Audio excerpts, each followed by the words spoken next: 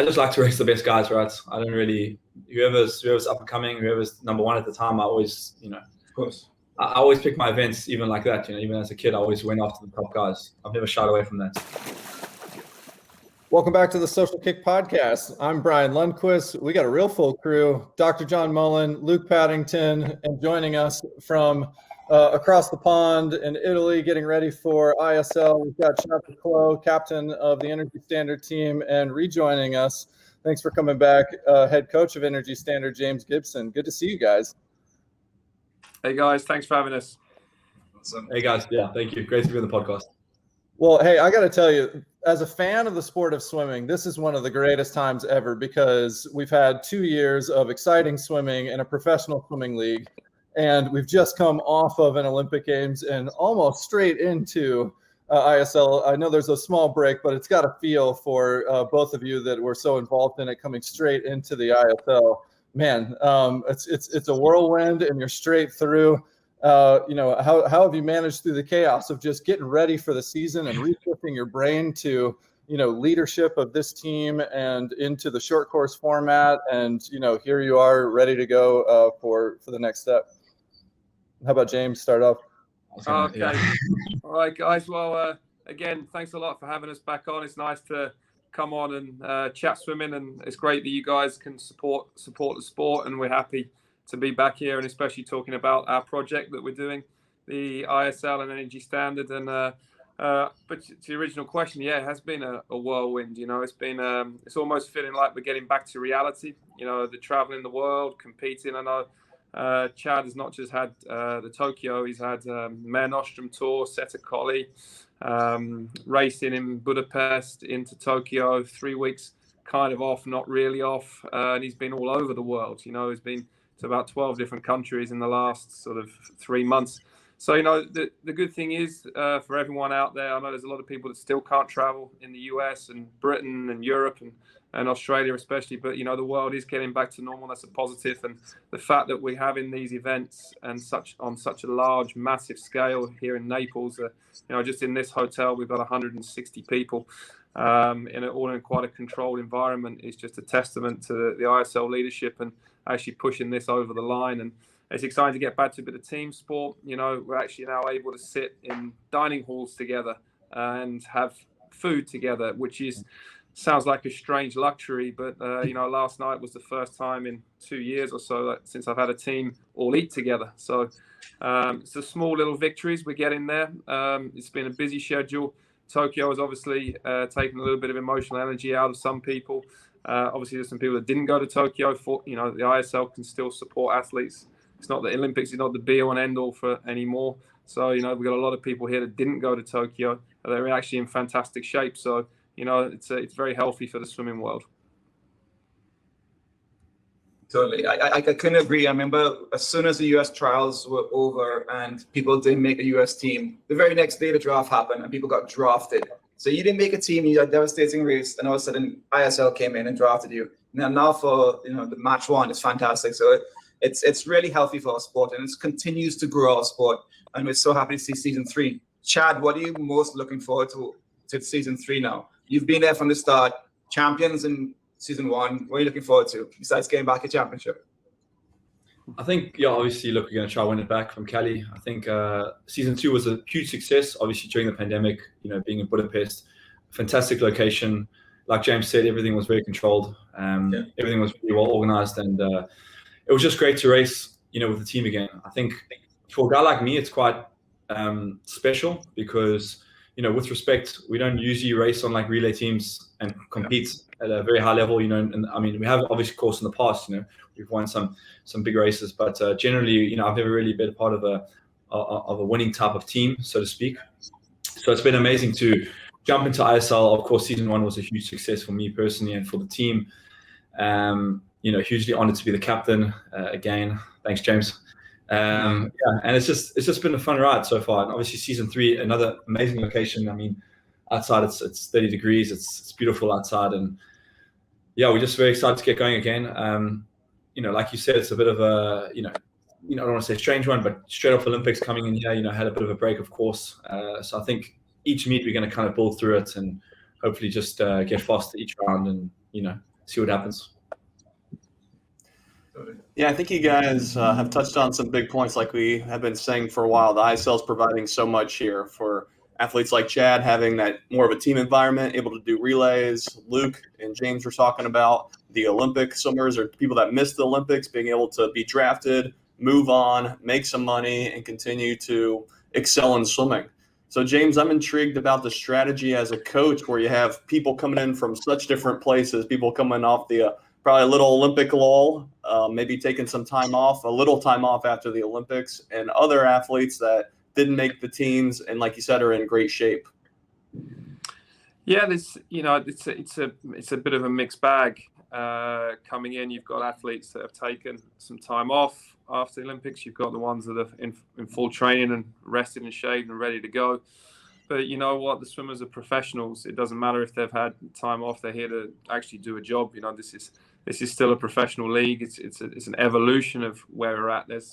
I have high expectations. So, you know, when you draft an athlete or you sign an athlete for the year, they understand also that they've got to come and compete and they've got to be at an acceptable level, and that's their responsibility. So, as a GM, head coach, or whatever, you know, you expect them to come and deliver. And if they don't, you know, you have those conversations afterwards. Maybe they should have done things slightly differently, but there is that expectation there. The show will be good. It is very exciting for the guys that didn't get to go to Tokyo. It just gives that little bit of extra motivation, keep you going. And you know, in our sport, especially in the USA, you know, you lose a lot of swimmers, fantastic swimmers, you know, that just don't make the Olympic teams. They could be ranked third in the world and not go to an Olympics, which is sad, you know, on many levels. But at least, you know, here we're giving all these guys a great platform, and they can still come and show that, you know, you can get an athlete that's good enough to be on a world or Olympic podium, but they don't go. But they're here and they can come and show who they are, and you know, they can still have success, still earn a living, still be successful. So, you know, yeah, I've got my mixed bag. I'm trying to work out what sort of you know, shape everyone is in, but you know, the racing will tell us tomorrow. You know, we'll know exactly where we stand. The other teams are a lot stronger because of the draft. We acknowledge the fact it's not going to be quite as easy for energy standards as what it's been in other years, but we're excited for that challenge. You know, the environment has changed, the league has changed, but we still want the same results. Chad touched. Oh, go ahead, Brian. Sorry. No, you got it. I say, Chad, you touched on this, and James, I'm going to ask you, why is Chad your captain again? We know how fast he is. We know his accolades. Why is he your captain? Why is Sarah your captain? And how are they going to help you with this mixed bag? Well, Chad would be my captain without his medals. You know, his medals help him. You know, Chad's my captain because he's the nucleus of the group. He's the one that's always chatting. He's the one that's always talking. He's always the one that's asking how everyone is. He actually looks after people. Chad, you don't realise you do, but you do. Thank you. And he's just, you know, Chad and Sarah's got the same characteristics. They lead by example. First off, they lead by being great human beings, and then secondly, they lead by their performance in the pool, and that's what you look from any captain. You know, a great athletic performance doesn't necessarily mean a great leader amongst their peers, and this is why these two are definitely, you know, top of every team sheet. That is one of your jobs as captain, to try to influence your team to go out fast like you do. How come you can't get more people to get after it? Oh man, it's tough to do that. Yeah, no, it's just, you know, like James. Thanks, James, for that. I think it's you know, just on that note, you know, it's like I really do take it you know, seriously, and I think it's a huge honor amongst so many great people. You know, in the last 2 seasons, and obviously this year, you know, to be with Sarah up there and you know, to lead the team out is a huge honor for me and my family. So yeah, thank you for that. Hey, Chad, so there's a few exciting rule changes for this year. That's one of the fun things about the ISL is it just continues to adapt and change. So we got some skins changes. You can't warm down in between, or you got to get out of the pool pretty quickly. We've got some point changes to 4 and a free, 200 IM, and how those accumulate points during the race. What rule change have you thought about as a participant in the league that maybe we haven't seen yet? What would you change? How could you improve the excitement for the fans and the swimmers? I think definitely I think we lost James there. Yeah. I think for the two fly, I think we should, whoever goes out the hardest gets the most points. I'd say that's no, I think what each year it's been changing, really, really nicely. Jackpot system. The jackpot system last year was pretty fun. Obviously, Kelly took advantage of that, and they did exceptionally well. But I think, the season's going to be fun too. I think we, with also the relays, I think the relays are really cool dynamic for us because sometimes people are coming in and in the past, you would prioritize your individual races, especially if you have doubles and stuff like that. But sometimes, especially because the relays are double points, it's we prioritize the relays, and we always set out two fairly strong. There's no really, James always says there's no A and there's no B team. It's just one team, and we kind of balance it out, especially for those mixed relays, to try to get the best results. So, I think those are very key, and tactical, challenges, should we say, from the coaching staff, which has to be made each week and each match. And it's fun for me. I like it.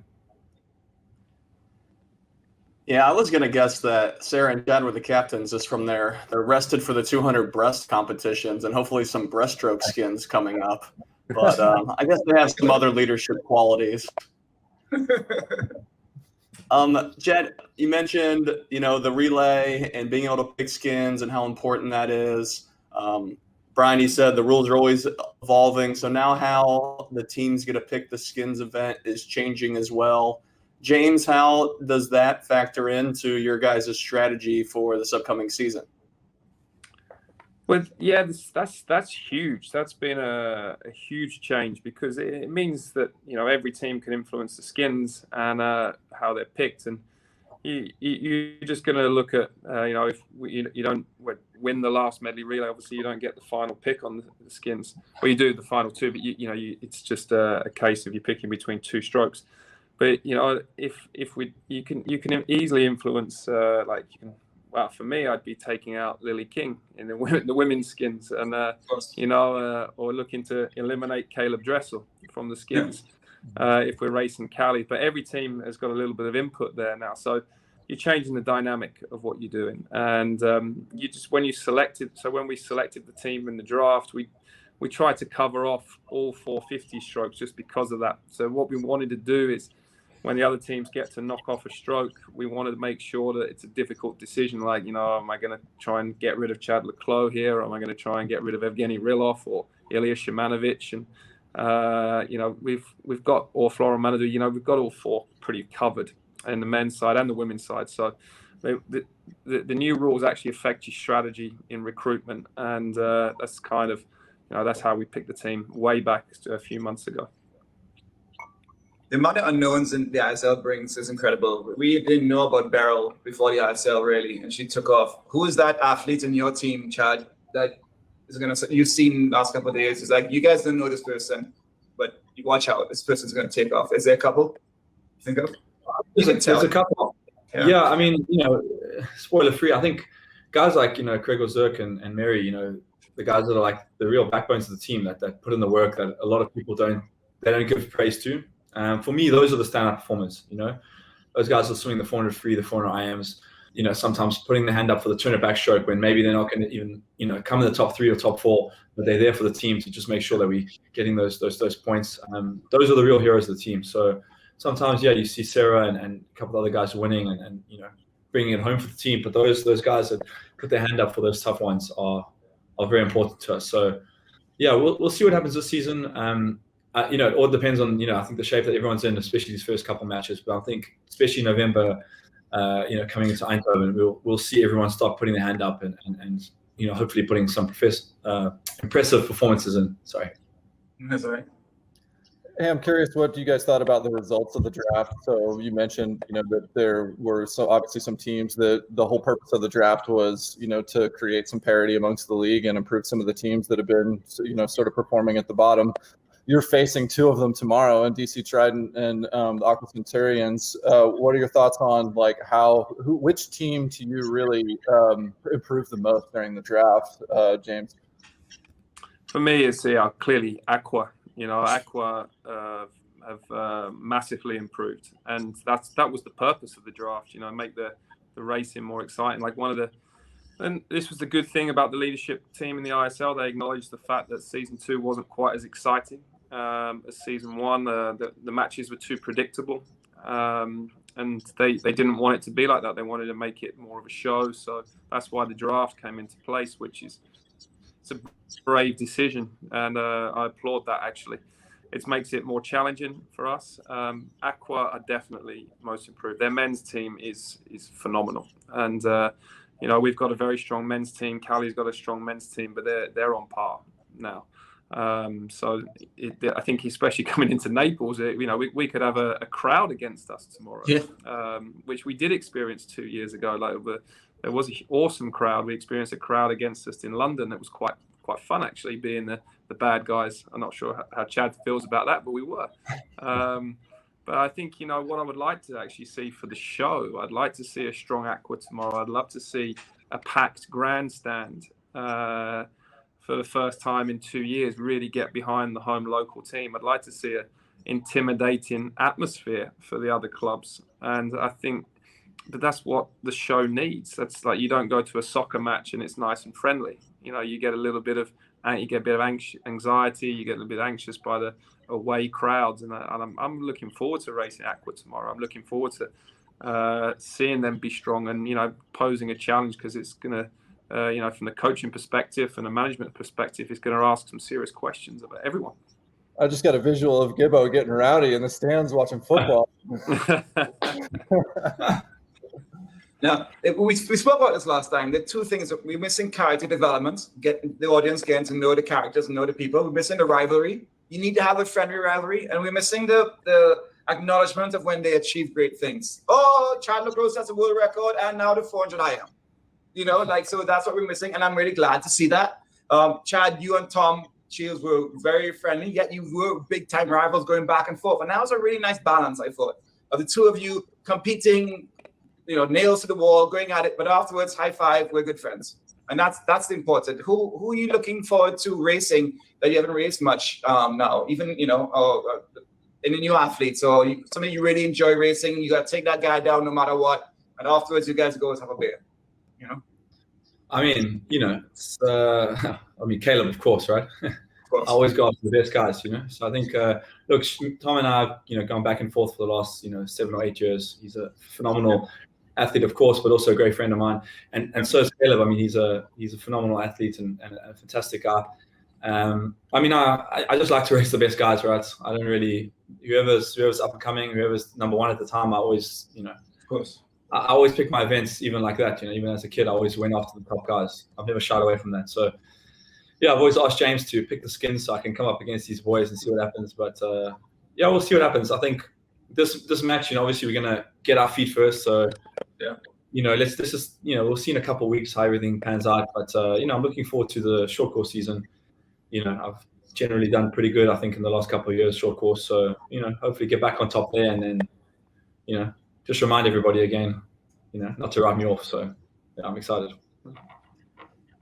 Yeah, rivalries, city support, all these things we think are huge for the ISL to keep building the brand. And I think of one team, the Centurions, I think they have a ton of Italians on that team. I would expect a very full, very exciting atmosphere.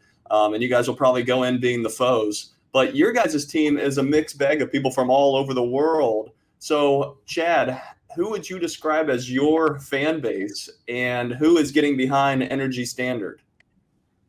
It's a good question. I think generally we don't have I guess James could answer better, but obviously Aqua have this is their home stadium. London have, the London Olympic Stadium. I think in, seasons to come, we'll kind of get our home base, and once, the borders open up properly. But I think our fan base is more international, really. When we arrived in Vegas for the first final, we had a lot of people kind of flying out for that. A lot of Brits came in, a couple Americans, surprisingly, which I was very surprised about. But even the Italians, I don't know for me, I can speak personally, but I've been coming to Italy for 12 years now, and I think I've got a pretty good fan base here. So I think individually, if we go to France, Manager's there, if we go to Sweden, Sarah's, I think it just depends on, because we have such a mixed bag, it's not quite like our home we're the home for everybody, you know. Chad, there's a quick comment. Nobody's gonna write Chad Lecour off. You're the most dangerous swimmer I know. You're next to me no matter when, no matter what. You go out there, and I'm scared of you, no matter who I am. So yeah, nobody's writing you off. You're 29 years old. You're your peak, dude. Yeah. No, I'm excited. No, I'm excited. You know, I think this is, like I say, this is a good start for everyone to come back and, you know, some guys that didn't do too well at the Olympics or the great, 2 years can kind of get back on top here. So, that's the plan. Well, guys, I think the new 400 free format is made for you, in all honesty. You can win at the 100. I see a lot of points being racked up. Dude, you know what's crazy, guys? So, people, I think these days are knowing me for going out hard, but, I think guys forget what happened in London, right? I mean, you came back on it. And even before that, so I had to change it up a bit. I think I became too predictable. Came back hard, going slow in the third 50. So yeah, we're gonna mix it back up again. So people like it. More, I mean, what I mean? It may not be pretty, but you'll finish it. We'll finish it. Absolutely. Oh, it's so good. All right, guys. Hey, well, we look forward to watching the show. Have fun. Go fast. We'll see you. Thanks for coming. Awesome. Thank you, guys. All right. See you guys. Bye-bye. Ciao. Hey, everybody. Thanks for hanging out with us. If you're enjoying Social Kick, tell your friends about it. And be sure to tell us what you liked by leaving a comment and subscribe wherever you get your podcasts. Follow us on Instagram at The Social Kick Podcast. Please subscribe to our YouTube channel, The Social Kick. And you can find all of our content on our website at thesocialkick.com.